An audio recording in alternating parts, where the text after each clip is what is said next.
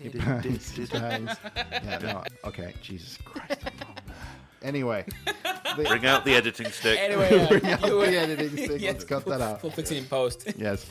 Can't stop laughing. I'm sorry. Yeah, we're keeping this bit in. Welcome to SideQuest Source, the D100 random table of taglines for podcasts. Good, bad, somewhere in the middle? I don't know. Max is on his phone. Well, He's already contacting the lawyer. I'm out. It's like, I'm better than you. I've already got my own agent and my own podcast coming. Yeah. All you people are shit compared to me. I've already got 5 sponsors. Yeah, my voice is too sexy for you. Yeah. Like using your phone whilst in the middle of a podcast, it's like using your phone in the middle of a board game. Well, Bad we etiquette. weren't in the middle of the podcast. You just started whilst I was doing other stuff. That's because you weren't paying attention. That's because you were impatient. And he was on the mobile phone. So this goes right into what we're talking about. Oh, wonderful segue. Yes, board game etiquette. Yes. Now, I'm going to start board game etiquette with an apology because I am impatient. I am an impatient gamer, and this is something I need to work on. My flaw is tied to my gift, and I don't want to brag, but I do it anyway because I'm an asshole. I'm good at maths. I'm a maths teacher. If I wasn't good at maths, it would be weird. But I can add things up in my head lightning speed. And when other people are taking time to do it, I get a little bit frustrated and impatient, and I have to work harder at not letting that come out because it's not fair on my friends. And I'm not normal. And being impatient and like rushing people is one thing. But another thing that you've also done is you start moving other people's meeples. Yeah, and I'm, again, impatient, and I'm guilty, and I'm sorry. I do it because I'm trying to help, but it's not good. I have to say that also, Max, you also do that quite a lot, where suddenly you just take control of the whole situation, especially in games where we're all together. And I'm like, no, don't do that. You always say, like, don't do that, you stupid idiot. Do it true. how I say. Yes, And then no, shush, do it this way. And then everyone does it. And then when we're like, no, you can't do that because of the rules. And you're like, oh, well, that changes everything. well, especially like that if I've been drinking. Yes. But yes, I'm also an impatient gamer, and I also sometimes like to, because I like control. I like to think that I don't move other people's meeples that much when it's a turn-based game and everyone's playing their own things. No, you don't do it then. No. Yes, but if in a cooperative one, it's because I have a plan. And I'm not always the best team player. You know? I know, like, okay, I have an idea. Someone else has an idea. Like, no, your idea is stupid. Mine is amazing. Is what I'm thinking inside. And it doesn't always work out. Yeah, my ideas are not always amazing. My personal fault when it comes to etiquette, what I recognize is my thing, and I always say is I get, like, when things are not going my way, I get petty. And then the only thing I can do is lash out at all my friends. So I get, like, I tease Tom because he's good at math. So obviously he's cheating because he's using his brains to win. And that's not fair because I can't. Mm-hmm. So I just, start, getting all personal and stuff and like me. And then when I'm winning, then suddenly I get paranoid. And then I think everyone's trying to cheat me because obviously we are trying to cheat you, yes. I knew it. Oh shit! I banged the table. See how you get to me. It's not fair. But the good thing is we know you're like that, and I think it is hilarious. It is one of the fun things playing with you is when you start getting pissy about it. Pissy. Yeah, well, you know things aren't going well for you. Yes, exactly. I have no poker face. Yeah, well, the good thing is because you laugh with us about it. Yeah. Yes. So it would be very different. It would if you were actually getting petty and nasty about it, but you get petty and you turn it into a joke. But I cry inside. Well, at least you don't show us that, so that's okay. Yeah, no, thank you for that. At least I know that I'm not I'm pissing you off too much. No, I think it's fun, and plus it fills me with glee to see you like squirm in pain at me winning. Because I am also petty in that way. Yes, I try not to show it too much, but inside, yes, I am. I try to be a better winner than I am inside. Yes, and that I have to say that filled me in with glee when we were playing the other day. Try Carry On, and I saw Tom squirming. Very rarely do we see Tom squirm. Yeah, trying that penultimate turn when I was trying to work out, is there any path to victory for me? What do I have to do to maximize my number of points? Do I put this down in a risky way that gets more points or a safe way that gets less points? I was having a real existential crisis trying to plan what I was going to do 2 turns in advance, and that's why I love the game. I was bathing in your anguish. Yeah, Please. you were. Yeah. I was just like, ah. And how did that game end? You win. beat me by 1 point. Yes. And I was ahead of Max by 1 point. Yes. And CJ was a bit behind, but it's her first time playing. I hope you had a fun time anyway. Oh, yes. And next time I'm going to do things differently. But it was very fun. Yeah. Well, that's the most important thing. That's just having fun in the game. Mm-hmm. But hey, we laid out our souls. What about CJ? I'm perfect. Ah. No, my I think my biggest flaw in gaming etiquette would be endless umming and awing over things. I take forever, which then if there are impatient people on this, it comes out. I'm triggered. Hey, wait a minute. What was one of your character traits in Indecisive. Paranoia? Indecisive. Ah. Yes. Yeah, so it's based on truth. Just like Wait mine. until you hear that episode, folks. Just like my character, I'm also a bit crunchy. No, wait, I got flipped. Squishy. Oh, no, yes. You were sweet. You became toasty after a while. You know? Yeah, that is true. But yeah, so I think that the adjective that and the way that described me most as a board gamer would be triangular. Yes, triangular. But gamer etiquettes, we recognize our own flaws and faults, but because we all know each other, we don't take that in. We don't really worry that much about it. Sometimes, if things get out of hand, then of course we get a little tetchy. Yeah. But I love you guys, and I accept your faults, and I want to play games with you for years and years to come. Yeah. Except you, Max. Fuck you. He will forever be bitter. Forever and I will bitter. forever be trying to fuck him over in games. That's why I love you, Max. Yes. I like it, yeah. But between all of us, everything's always in good spirit and it's fun. And I don't feel like anyone takes anything too badly to heart. Everything's funny in the end. Yeah. Yes. I feel that it's good that we can get upset about things that happen in the games, but we don't let it get to. We don't stay mad. That's the thing. Because it's okay to get upset at board games when you have a bad roll of the dice or someone's plan to foil your plans works out in a way, or your plans don't. It's okay. It's very okay to get upset. Things to not stay upset, to stay angry, and then accept. This happened. Now let's continue the game, have fun, but maybe make some jokes about it. I think that this is very good. Actually, a very good rule of etiquette in board games is don't take everything personally, and we don't amongst us because we know each other enough to know that. It's just the heat of the moment. It's in the game. I mean, when we were playing Tiny Epic Dinosaurs, and I had this big plan. I had put all my eggs in one basket, and I was ready to, do the thing. And then CJ comes in and swoops in and does her thing and ruins all my plans. And yes, and she was totally allowed to do that. And of course, I become petty and I start lashing out on Tom. Not CJ. He lashes out at me. Of course. I'm used to You're doing my that. whipping boy. Yeah, Thank you. I might enjoy that.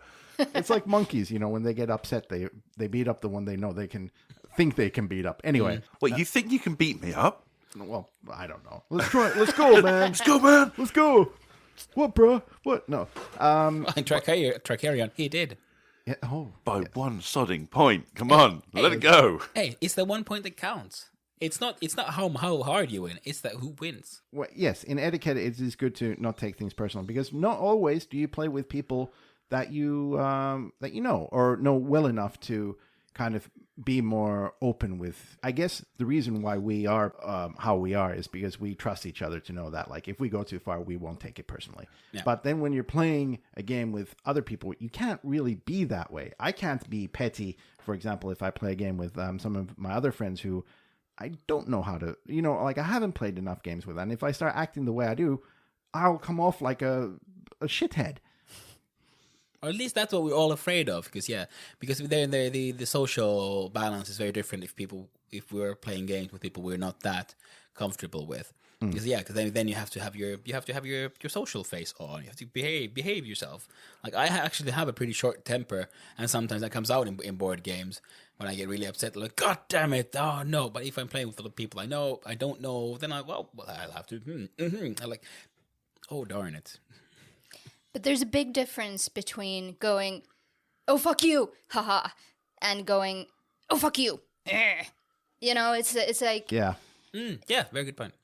one's taking it personally, and the other one's the kind of it just comes out in the moment, and that's it, and everyone laughs about it because it's made into a joke, and it's just part of the ambient thing that's back and forth that's going on during the board game. But then when you really do take it personally, you can tell from the tone of voice and all of that. Yeah, someone just goes really Yeah. quiet, seething anger happening there on Yeah, the other side of the like, table. You can see Yeah. they're not having fun anymore, and it changes the whole dynamic. And Well, yeah, that's why. that That's doesn't why I work. think it's important to be able to get upset with board game, to just not stay upset, but let it out. Yeah. Yeah, Yeah, 'cause it and that goes can be happy- done in different ways Yes. as well. I mean, you can do it in a way that does keep up the fun, and then you can do it in a way that just ruins everything for everyone. But with us, it's never been the latter of those two. It's always been fun.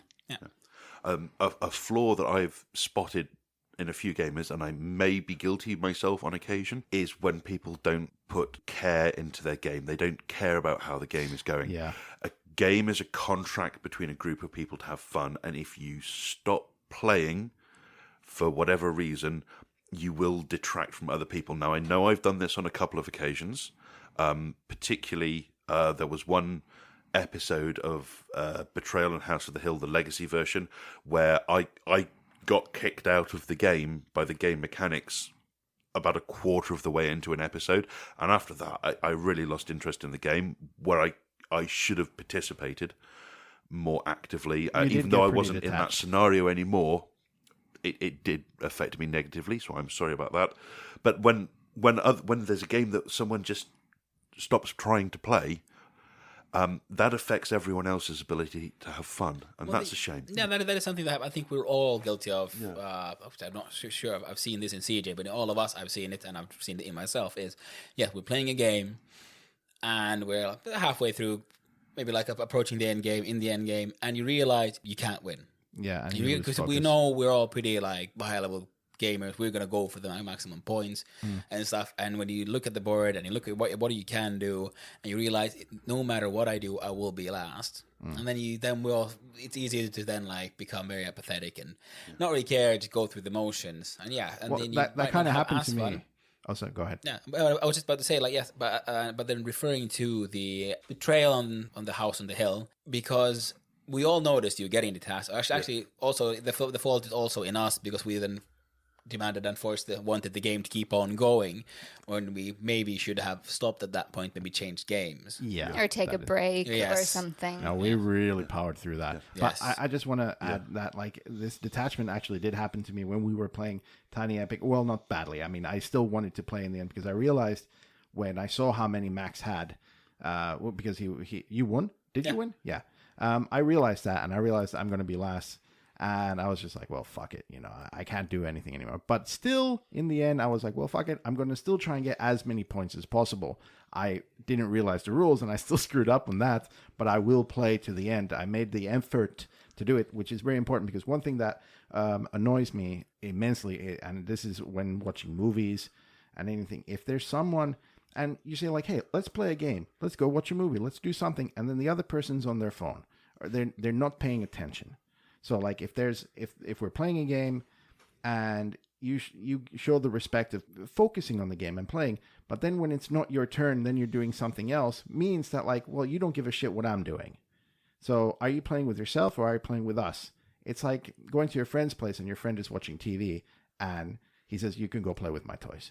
It's not fun. It's not the same. Yeah. No. So always show, respect for the game, at least focus on that. And respect for your friends. And respect for friends. Yeah. Yeah. What was I going to say? I forgot. I'm sorry. Well, I have 2 the points. risk Yes, of group go on. discussion. It'll come back to me. We'll go back to CJ after this. There are 2 points mechanically for games that can influence this. The first is if games have lots of downtime between player turns. That is just a sign of bad game design. If one person takes 15 minutes to do all their stuff and then it's the next person's turn, that breeds boredom. Yes. And That is true. So a good game will have everyone engaged all the time with True. very little amount of downtime. The second is games where the end game is obvious, a foregone conclusion, and that again is a bad sign. We'll take Crusader Kings as an example, because by the end of it, it was obvious I wasn't in a position where I could win the game. All I could do was try and fuck around with you guys. So I spent the last 2 turns of the game assassinating all your children, because that's the only thing I could do that would influence gameplay in any way. I had no path to victory, so it was just, what can I do to piss you off on a personal level? The other one, of course, the great example, Monopoly. When you get to the last half hour of the game, people start dropping out. It's like, I can't win the game anymore. There's no way for me to win the game. It's just, how am I going to lose? That's no fun for everyone. And that's why most games of Monopoly don't end. I don't think any game has Monopoly. ever people just ended. give up. It's Bad horrible. game design. Now I remember what I was going to say. Hooray. So, about when your game is going badly. A couple of things. When I notice my game is going horribly wrong, my mentality really makes me different in this, because I want to do the best I can do still. And it doesn't matter if I'm like way behind everyone else. It really doesn't matter. But also, if I do notice that there's no way I can win, I quite enjoy just messing up everyone else's game, and that is still fun for me. Oh, yeah. And that's a legitimate thing to do in Yeah. the game. Yeah. And absolutely, like your assassination thing, which vaguely only affected the game. And well, I guess also this shows that CJ is the most emotionally mature of us. probably, And she's the best loser, because we all just go like, you. I'm just Oh, we always the realize we can't loser. win. I thought you said CJ is the most emotionally immature. No. And I'm like, oh, that's nice of you. But she started laughing. I'm like, hey. Proving the point. Yeah, proving the point. Yes, But like, and wait. Let me just add before you say that. Like, yes, that is very true. That it is a very, very legitimate thing. But you have to still be careful when it comes to fucking up people's games if you know it's a foregone conclusion. Because some games, like you were talking about, Tom was talking about downtime in games, and it can sometimes be very long. You can be an asshole and really take your time, and then you just run down the clock where you're like, so you could just. Oh, no, yeah, But not that's that. not fucking up someone in the No. game. No, that's that's just just being fucking with the game. yeah, fucking with the game itself. That, and that everyone is a said- big no-no. Yeah, in no. my game. that's no. just being an asshole for assholes. Yes. I'm not sake. saying that's what you do. I'm just saying that, like, Yeah. I don't I think But also, I do and ah a lot. That is my thing that I don't do on purpose. But that is never exactly the purpose. Yeah, It of is course. Yeah. just... Yeah.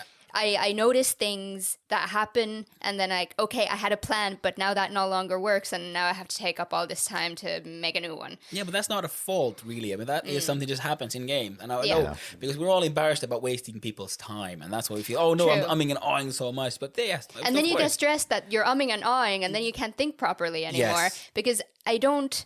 If I don't stress about umming and ahhing, I don't do it too long. But when I start stressing about it, that's when I do it longer, because I can't think. I have to remember. Exactly, yeah. I have to remember this for another game of Paranoia when we gave CJ's character a gun.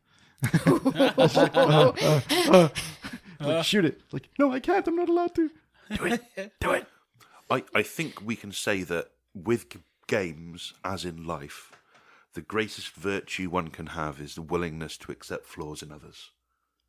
And ourselves. And ourselves, yes. And understand our own flaws, so we can either Mitigate. do things yeah. better, try to do it better, or also being able to verbalize it to others that I know this is the thing I do and I don't like it myself. Yeah. So then there's better conversation. Yeah, I mean, also, yeah, and just like rolling with it. Yes. Yeah, because a lot of time you might notice a flaw in yourself, and that brings you a lot of shame. So you try to hide it, and then you stress about it, and then it comes forth. And then you get angry when someone else mentions it. Yes, because of all the Yeah. shaming, like the own like internal shame feels. linked to it. Yeah. Yeah, so it's better just roll. I'm a bit like this. Sorry, guys, and just roll with it and just Yeah. let it happen, because actually no one will judge you in as hard as you judge yourself. No. And when you mention it and then someone else is going, you're doing your thing again, then you can go, oh yeah, I'm doing my thing again. Yeah, or just like well, deal with it. I'm trying to think. I'm sorry, it Yeah. takes a while. Yeah. It's okay. Yeah, that's also another thing. sometimes some people, like if they're in because some games can be very stressful, and you're trying to think, and you're trying to go through all the, the fourth step and the fifth step. Yeah. And if they're taking too long in your mind, don't be an asshole and don't go say like, hey, keep going. Sorry, I'm banging the table when I shouldn't be. He's doing the right thing. Sorry. Steph sets up the audio equipment, and he keeps on pointing at don't have coasters. Everything needs to be soft. Don't bang on the table. And then Steph is the very one that bangs on the table. He's like a nun. No banging. Yeah, okay. But then he bangs. He bangs. He bangs. I've got a really nice segue that we can put in. Okay. Because let's bring this gaming etiquette to a point that Steffi made just before we started recording. Game choice is a really important etiquette issue. You had something good. I just want to, before we move on, okay, to the previous thing, mention that my umming and awing does then set me up to one of the things that I find the most annoying. Okay. Which is other people playing the game for me. Oh, yeah. That has happened several times. It doesn't really happen in this group. This group is more of these are all your options. Pick something. Yes, and that reminds me of what I was trying to say. Now I remember. Yeah. Is don't be an asshole. If someone is taking their time with something, don't try and push them and go like, hey, move on. Keep going. Because then suddenly you're being an asshole because they're in the process of figuring out what their move is, and now someone's telling them to move on, and now you've broken their chain of thoughts. Yeah. And they have to start over again. Exactly. And they have to start over again, which also is then what you're saying is, like someone's trying to play for you. Yeah, then they tell you what you should be doing instead of letting you choose out of all of your options. And then you're wrong if you don't do it. I do that. Sorry. I try to be more supportive. Like, did you notice this? Like, well, with your research, have you noticed you could do this? Is what I'm trying to say. 'Cause I don't want to be condescending. Yes. Like, you should do this, you fucking idiot. But you do that to me. Well, yeah, but you are a fucking idiot. Helpful comments, and then there's someone who's just trying to really they should be playing with themselves. Yeah. Playing with ourselves, that's what we do on the OnlyFans, not on the podcast. Oh, Jesus. Don't bring your OnlyFans into this, Tom. Oh, dear, no. Hey, you know what? I kind of want Tom to start an OnlyFans where he just plays single-player board games. He plays with himself. And that's it. I mean, just as a joke. My God, that could work. All right, I'll do it. Tom plays with himself. And it's just you playing. I'm playing solitaire or one player Tiny Epic Dinosaurs. Yeah, I'll do that. There's like a series of pictures of him just like rolling dice. And it's just gets a webcam and just films himself playing with it. It doesn't need to say anything. He just plays one. I mean, I don't know this. I know of OnlyFans through memes. So is he live? Is he videos? I've only heard about OnlyFans. Chat with him while he's playing with he's playing games, chatting with people. Like, hello. Yeah, but what if you're if it's live, then you're playing a board game, and then some guy sends you $5,000, take your shirt off. Oh, I've already done that. Tom will do that for free. Right, yeah, there you go. But as we've been talking about game etiquette, another thing is Tom reminded of was that it's not just how you behave. But if you we love to carry on, but it takes a long time to set up. It's a bit scary, so it's not a good idea to bring that into a easygoing board gaming session. Well, okay. Technically, I did this when we're let's play Time Stories because we thought it's going to be a fast game, and then it ended up being a long game. What? We didn't mind, but you have a point. Yeah, if you wanna if you're going over to some friends, you're gonna have maybe some snacks, maybe a few drinks, talk a bit, play a little board game to spend some time. Then bring Tiny Epic Dinosaurs or something like that. It's lighthearted. You can play multiple rounds if you want, or it's done relatively quickly. People can then start socializing. Because if you bring Tracarion, people are gonna be like, what were these rules? Where are these bits? And they look at this pile of meeples and squares. But it has a good rule book. Yeah. It does, but the setup is scary and takes a long time. Yeah. And this is exactly a problem that happened a few years ago in a different summer cottage when we wanted to play Dead of Winter. You remember? Yes. We had a mutual friend and his girlfriend with us, and they were willing to give the game a try, and it was the wrong game to play because They fucked off halfway through. They fucked it off halfway through, and that ended the game. But it was kind of our fault because we threw them in at the deep end. They're not board gamers like us, They're And slowly getting there. they're slowly They getting got there. Betrayal now, and they're enjoying it. Yeah, Yeah. but then they probably could have enjoyed that game as well if we would have started with lighter games and then Yeah. like built them up to it. And Brought them that up was to it. our fault for the wrong game. That was a breach of etiquette on our behalf. Excellent, actually, example. I did this mistake twice, and I almost paid for it both times. Back when we were flatmates, we played Betrayal in the House on the Hill, and then I was dating one girl I met. She was your friend. And then we thought, like, hey, let's play a board game, and let's play Betrayal. Oh yeah. And there's always a risk in Betrayal that one person becomes the bad guy. And obviously it had to be her. And this is the first time she's playing a game like this, which is also very convoluted and very different because the game rules change then when the haunt happens. And obviously she got picked. And then we halfway through the game, we're like, okay, you're the bad guy. Go off into another room and read your special rules while we all now fight against you. Quick comment. That happened to me on the very first time I played that game too. Yeah. So she took it okay enough. And then I was a but bit she like... didn't want to play it again. But she didn't want to play it again. And I was just like, fuck, I'm never going to do this again. And then later on, then when when I met my wife and I was still dating her, and I thought like, hey, come over and play board games with my friends. Then you can meet my friends for the first time. And she's like, okay. And she's expecting when she thought board games, she thought like Monopoly, African Star, Alias. Campbell, like Alias, something fun. And here I come bringing out this like horror game with all these like different things and Huge rules. box. And then I put the music playing and everyone's like really excited. And she's like, what the fuck? It's like everyone's ready for like a cult meeting. And then I'm thinking like, what are the chances that it'll happen twice? Very small. It's not going to be her. It was her. So, You got fucked up. yeah. And I'm like, fuck. And then she was like, and because she's already very competitive and she gets upset if she doesn't know how the game works because she wants to win.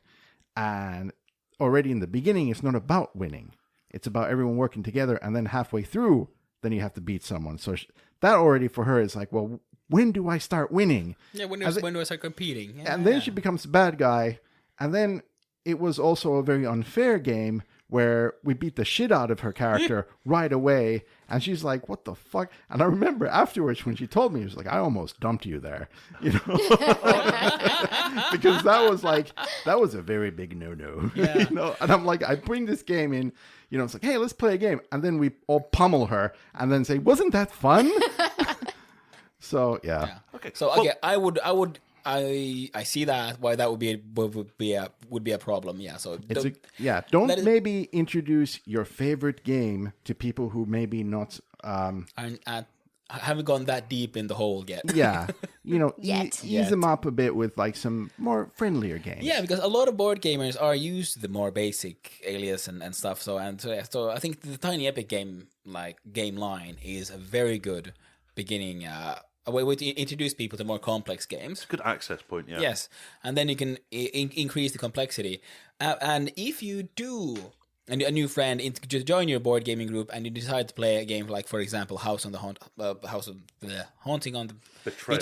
House on the Hill. I can't get that one right. It's too long. Maybe house rule, a simple rule that if the newbie gets the tough roll, swap with someone. Just roll the dice. This person. And then as a final thing, I just realized what I am. I probably didn't realize that this was a flaw, but it is actually a flaw. Now that I come to think of it about that, house ruling and stuff, we do house rule quite a bit. But when it comes to board games, I'm a rule Nazi. Well, yes, rules as written. We fight over rule books. We fight over rule books, but usually usually Tom is right about this, but when Tom is like, he wants to be more efficient and, he's impatient. It's like, oh, well, we don't have to do this. Let's just skip. And he's probably right. But I'm like, no, the rules state that you have to put the thing down and then move the thing. Yes. And when Tom is like, well, we can just put the thing there. No, you will place the thing ground, lift your hand, and then move it. Like, the rules say it that way.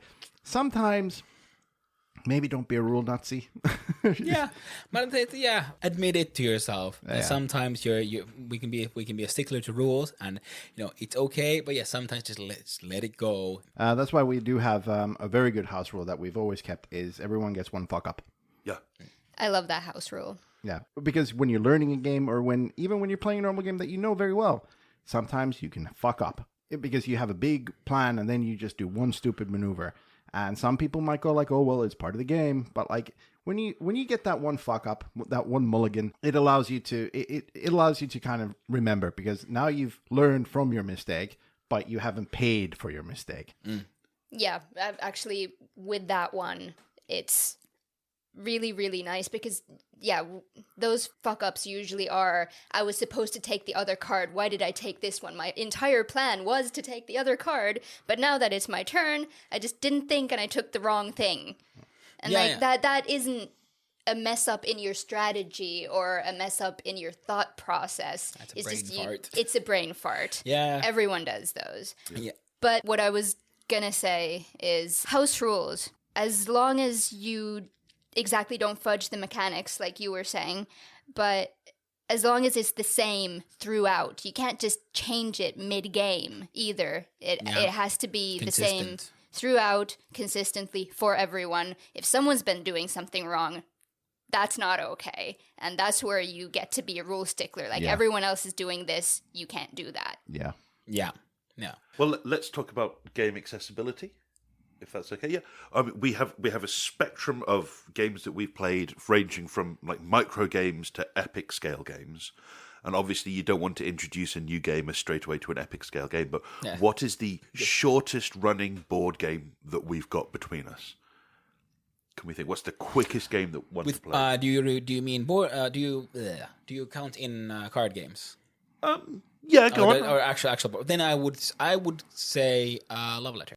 Love Letter is really quick. That's a lovely game. I actually have that one game there. We've played it a couple of times. Not all of you have played it, but Status Report literally is like 10-15 minutes. Yeah, same as Love Letter. Yeah. It's essentially you play 3 rounds. That's the smallest game you.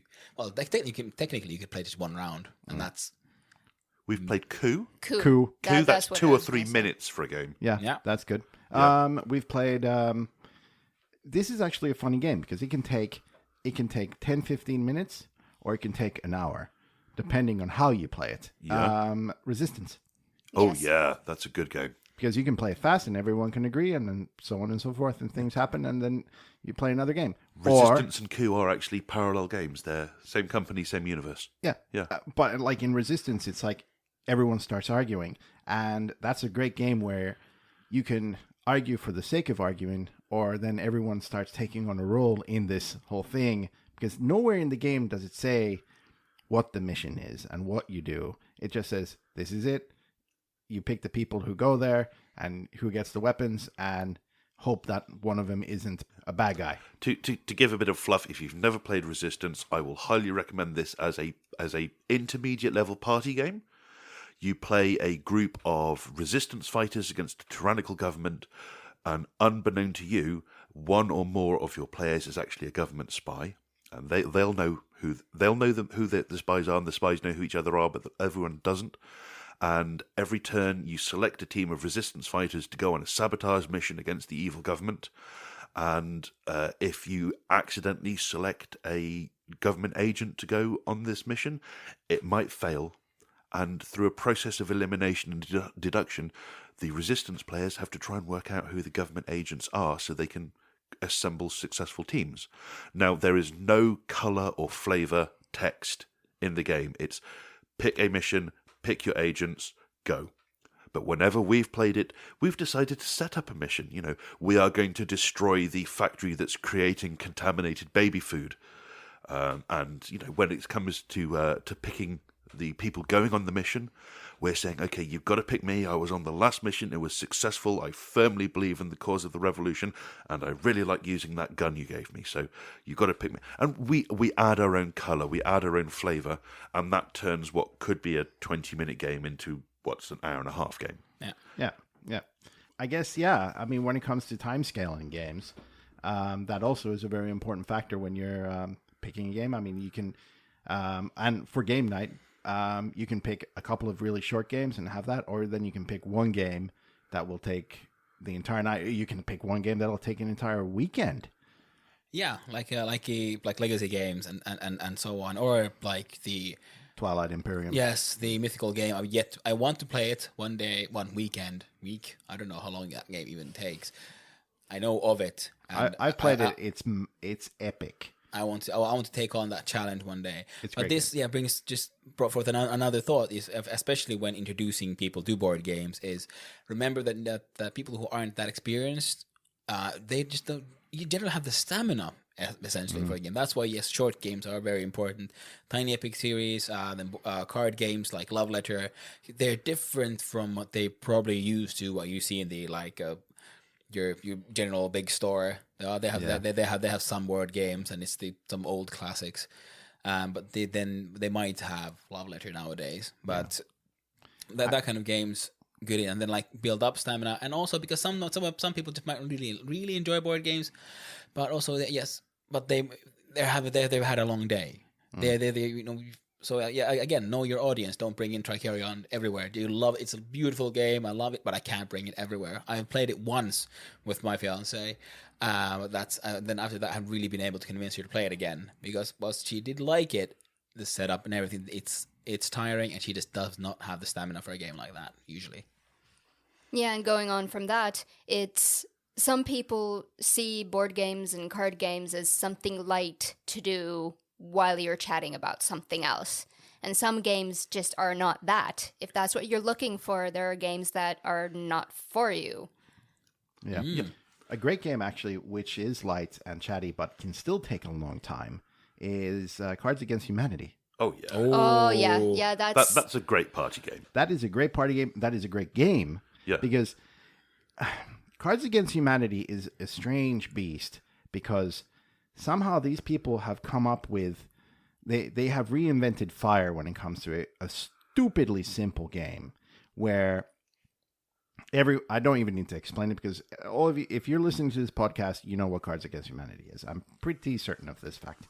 But you have a very simple idea and something that is endless. You can make your own cards. You can get all these cards. You can talk while doing it, and you can play it just for shits and giggles. You don't even need to think strategy, or you can actually start putting strategy into it when you start knowing what is something, because every turn someone gets to choose who the winner is. They don't know who the winner is, but they choose their favorite deck. So you can start playing against their likes, or playing for their likes. So, like let's say Tom likes really raunchy humor. So I'll make sure that whenever I have to play for Tom, I'll make sure I'll save the raunchy cards for him. Max likes, more like subversive humor, the really stuff that you don't expect. CJ then likes, I actually don't know what kind of humor you like. We need to play more of that game. Yeah. Steffi likes the wee and poo cards, so. Yes. It also allows people to actually kind of let go a little bit. Sometimes people might be very conservative. They might be very, quiet. And then suddenly you have a game where it's kind of thrust upon you, because your hand, the cards in your hand are filled with flying sex snakes, dildos, dicks, and all sorts of horrible things. And then you're forced to pick one of those cards. And then you do, and then everyone laughs. And everyone laughs at the card you picked, because anonymously they don't know that they picked it. And then you realize that, like, holy shit, because I remember playing this game for the first time with my sister and her husband, my brother, and then my mom. And I know we've all joked, and everyone's cracked horrible jokes and stuff. But this is the first time when, playing a game, I've never seen my mom get so embarrassed playing a game, but still play, and my sister as well. And everyone was like, all like, oh, my sister's husband, he was like, this is the greatest game ever. And then later on, they bought the game, and then we played it a couple of times. But like some of the funniest laughs after we've gone through the whole, the raunchy jokes and stuff like that, because then it just gets repetitive, all with the same stupid stuff. But then when suddenly you get like something totally out of the left field, which is like, it's just funny, and it's not raunchy at all. Like, I'll never forget my sister. There was a James Bond card, like, now, Mr. Bond, like, I'm going to cut you in half with lasers, but first, and then blank. And then everyone places, like, black dildos, flying sex snakes, and all this stuff. And then someone says, let me show you this assortment of cheeses. And perfect. Absolutely perfect. That's the kind of stuff I like. Yes, the absurdity of it all. And we cracked up. We were crying. We thought it was so hilarious.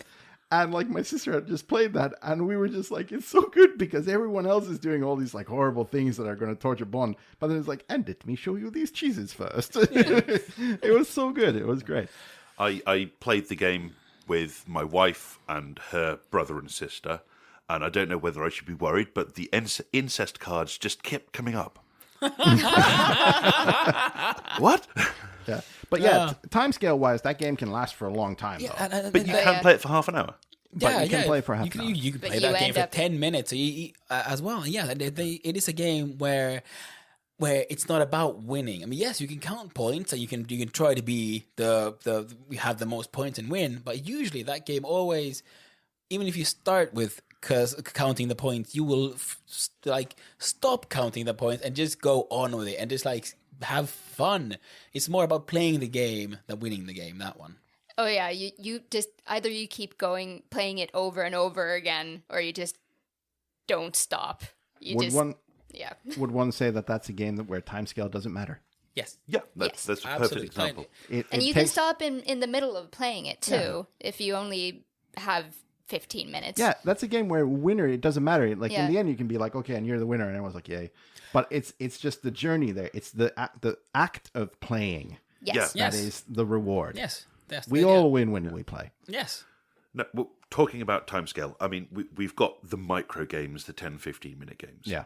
We've got the smaller scale games that take maybe an hour or 2 hours, and they're the ones that you could play multiple copies of in an evening. We've got the larger games which require a full evening. We've got the big games that take a full day of gameplay.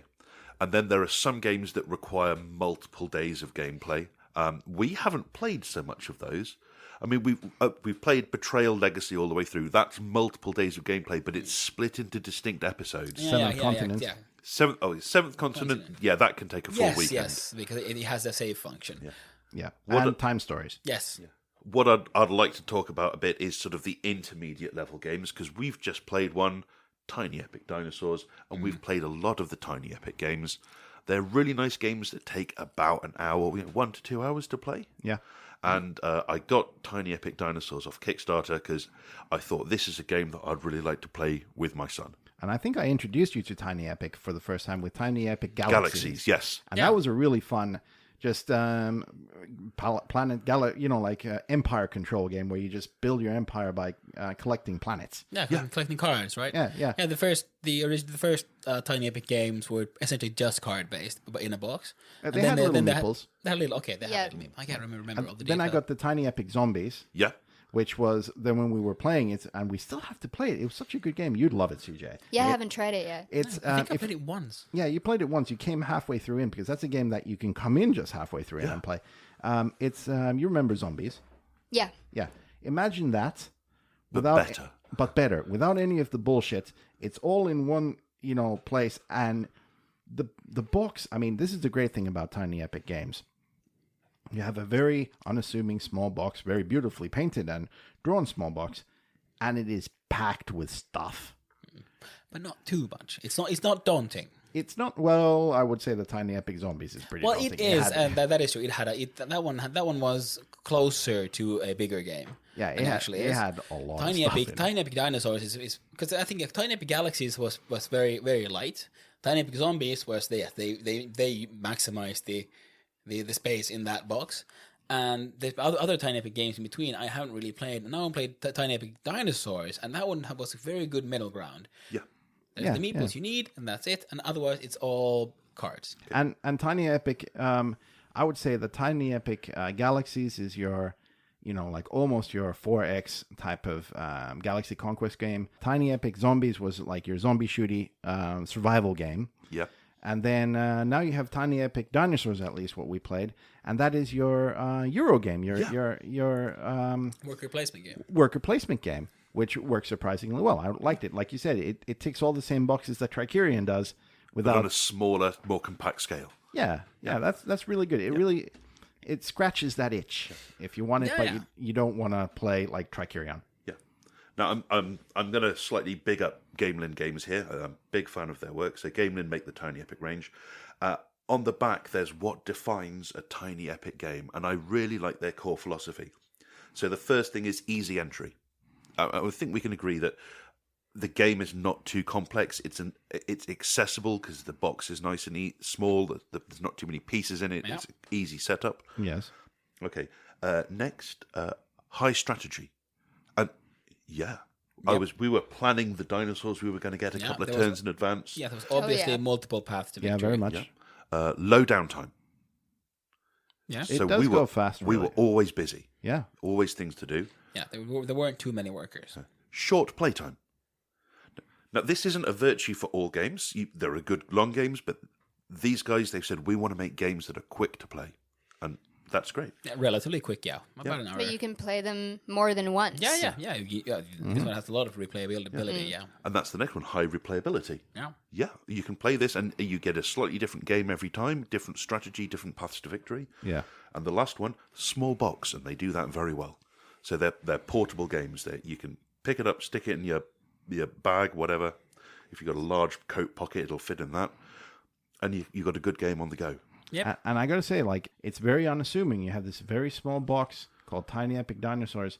Even this game has more gameability, more enjoyment playing a board game with that than some other board games I have. Yeah. Like Crusader Kings.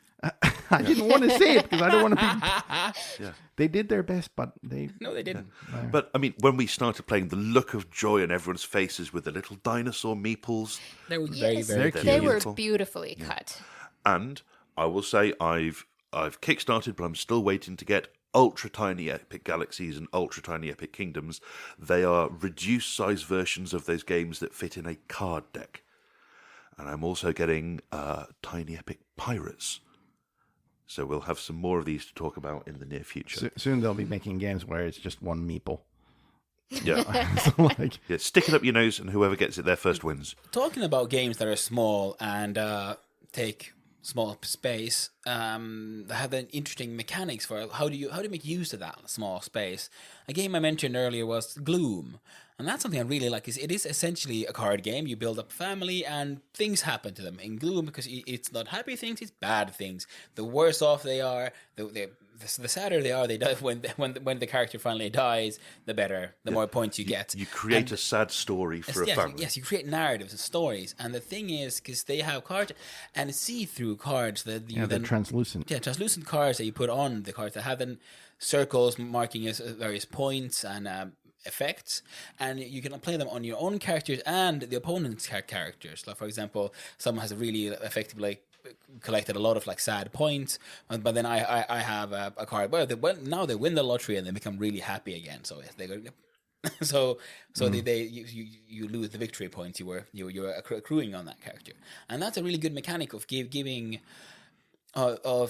because once you have your hand, it doesn't look like you have such a big hand because the card is actually transforming instead of you having new cards and other things there. Yeah. So there's a lot of stuff happening in a very small space, and I like that mechanic there. Yeah, you can get it all stacked up instead of having a long succession of cards. Yeah, all these like various effects. We have to check this and that. No, you just look at the card. Even if it's a stack of 10, 15 card, for example, You can still see everything that counts. yeah, at a glance. Yes. Yeah. The transparent cards is a beautiful mechanic where you play one card on top of another, and the bits that show through the transparent section, they're the rules that count.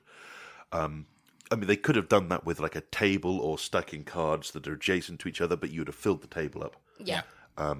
And like with Flux as well, where you play cards that change the rules. I love these neat little rule mechanics. But Gloom, and was it Cthulhu Gloom that you had? I have that one. Oh, you have Cthulhu. Yeah. I have the classic Gloom. There's Gloom and Cthulhu Gloom.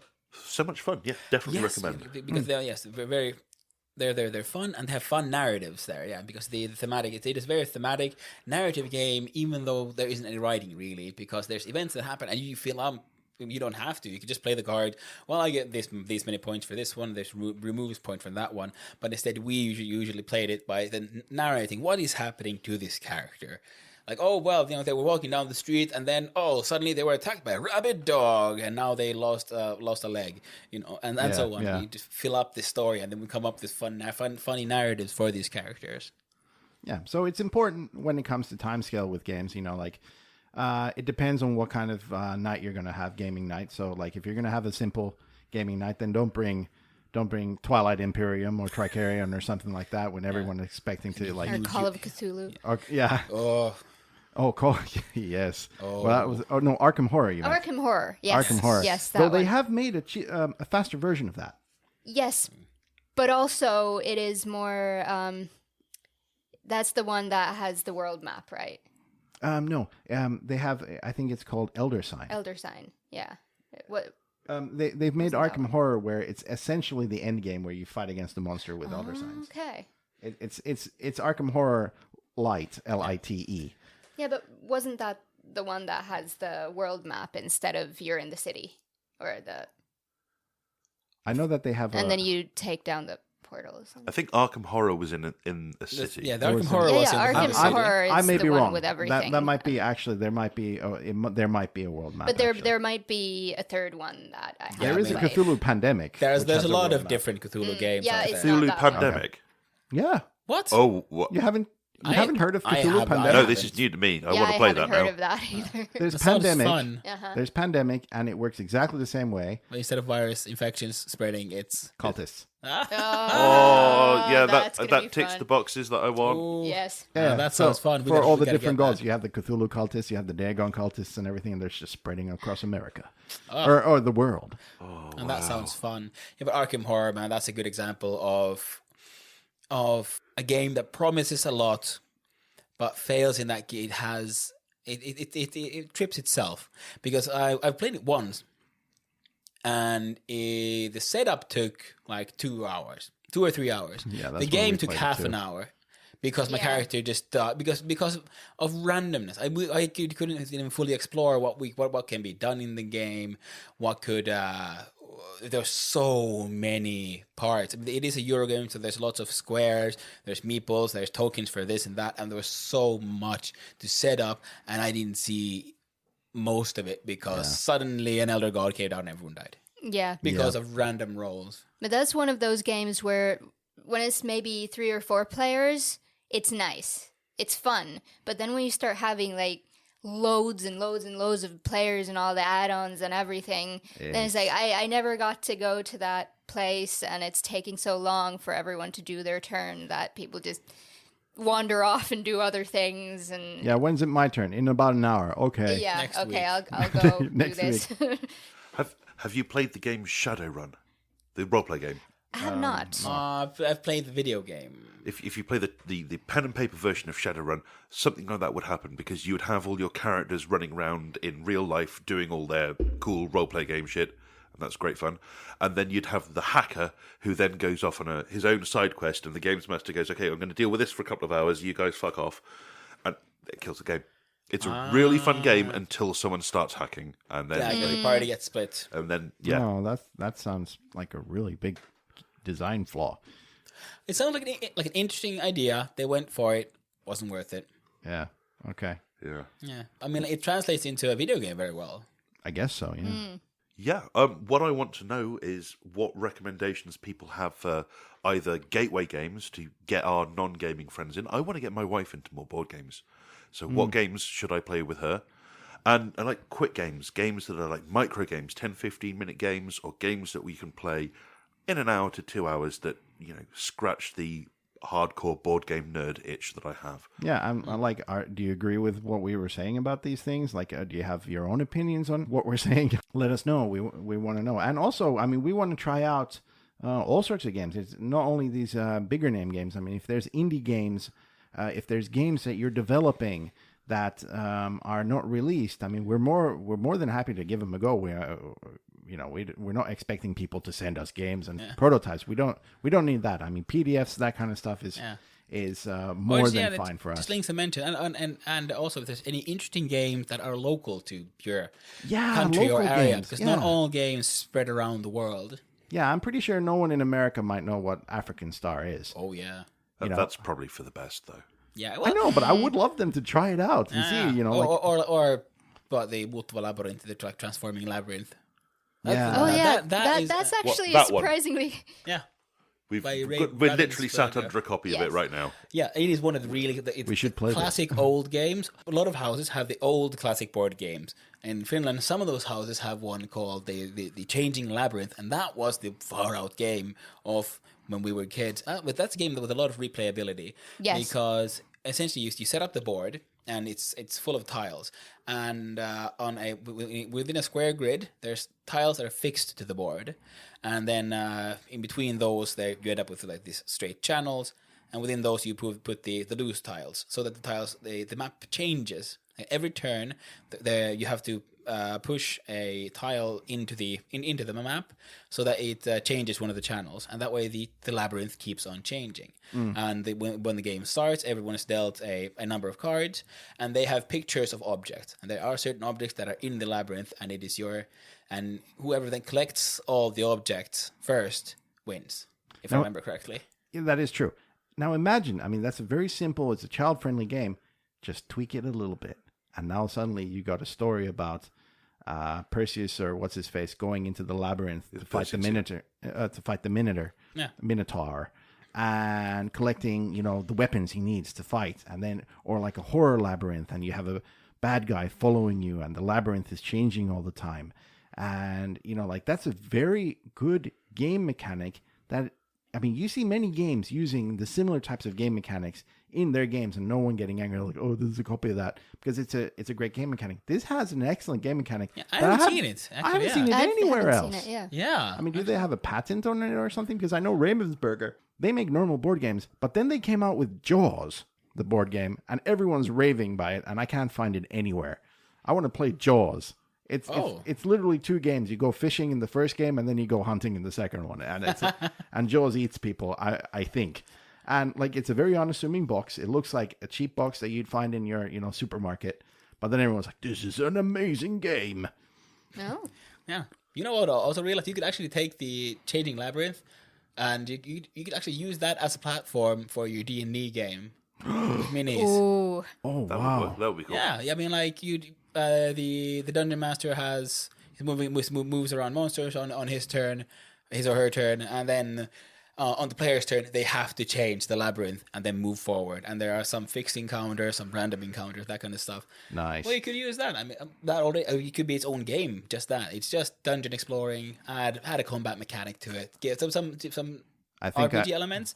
But the thing is, yes, because it in itself, it is a pure and good game. And I'm afraid of if you go tweak, get a bit not too much, it might get convoluted. Nah, we can't. So you have to balance that out. But it is very simple. So you could make it a little bit more complex. No. There's no such thing as making it too convoluted. No, this this is going to be the Side Quest Sauce's first board game. We're going to be copying directly a children's board game and turning it into this dark, gritty reboot. Yes. Called like Death Labyrinth. Yes. And then is Inspired by, not plagiarized. I want the game to be called Sex Dungeon. We can make that version, sure. I mean, the adult sex dungeon version, you play this game. Oh, well, now we have to take out the handcuffs or something, or the vibrator. and then different tiles comes in with traps. the sex toys, and there's those that sex dice. Changing Labyrinth sex toys. Oh, you rolled a dildo. Yeah. Oh, no. Well, I guess you're getting pegged. I wasn't being serious, but now I'm starting to change my mind. This actually does sound like fun. So I brought the sex version. Oh God. Oh no. Oh, Yeah, like what what? get pegged again? And because it's exactly the same as a children's game, it accidentally gets mixed up. Then the kids Oh no.